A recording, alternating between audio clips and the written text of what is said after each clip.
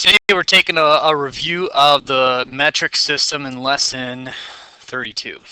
And as we look at lesson 32, of course, it's all about the metric system. Let's jump right into it.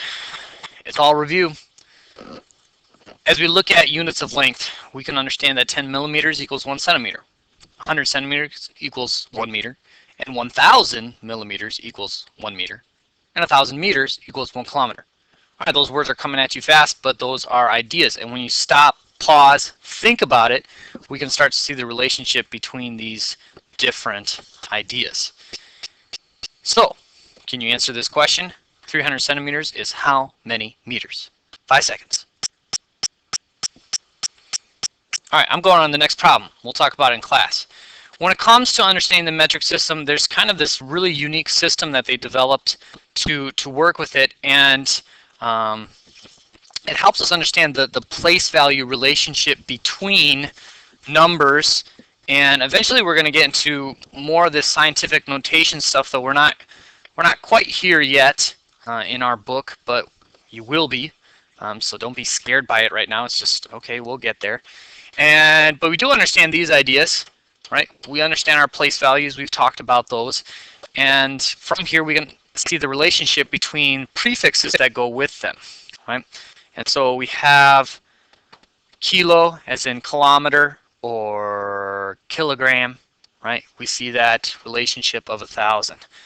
And we know about centimeters, we know about millimeters, and we can start to see, right? This is a thousandth of the whole in that case. And so we have these different ideas. And these symbols come up in lots of different, really, they work with any of the metric system. We could go back to units of length, and I could talk about megameters, and I could talk about decimeters, or decameters. Lots of different relationships exist. From here, we look at some more familiar ones then. We have 1,000 milliliters equals 1 liter. And so with that idea, if you have a 2-liter bottle, how many milliliters of beverage do you have? 5 seconds. All right, you've solved it. We're moving on. Units of mass and weight, of course, is another category. So we have 1,000 grams equals 1 kilogram. 1,000 milligrams equals 1 gram. So we have this 1,000 relationship. These are the common areas that we measure these things in. And of course, there's another problem for you. Oh, I won't get rid of that. You might want that. How many 250 milligram tablets of vitamin C equal 1 gram of vitamin C? I gave you 10 seconds on that one, but now you got it. Finally, we look at, pardon me, our last idea, which happens to deal with temperature. Now, temperature by itself is not difficult. You know how to read a temperature scale and find degrees in Celsius or in Fahrenheit. But we're getting to a point where we want to understand, well, what's the relationship between Fahrenheit and Celsius? And so our question here says a temperature increase of 100 degrees is how many degrees Fahrenheit? Right? So that question by itself isn't super difficult, right? But what we see here is to go from 0, which is freezing,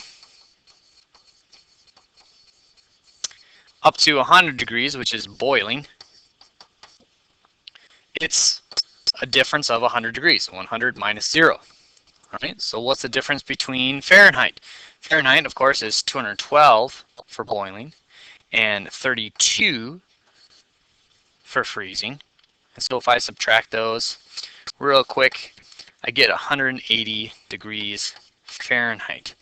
And so what we see here is there's an exchange of 180 degrees in the Fahrenheit scale is equal to the 100 degree change in the Celsius scale.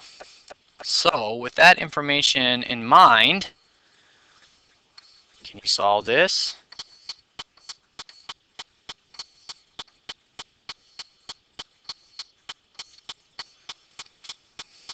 Give everything you need. All right, we'll see you in class.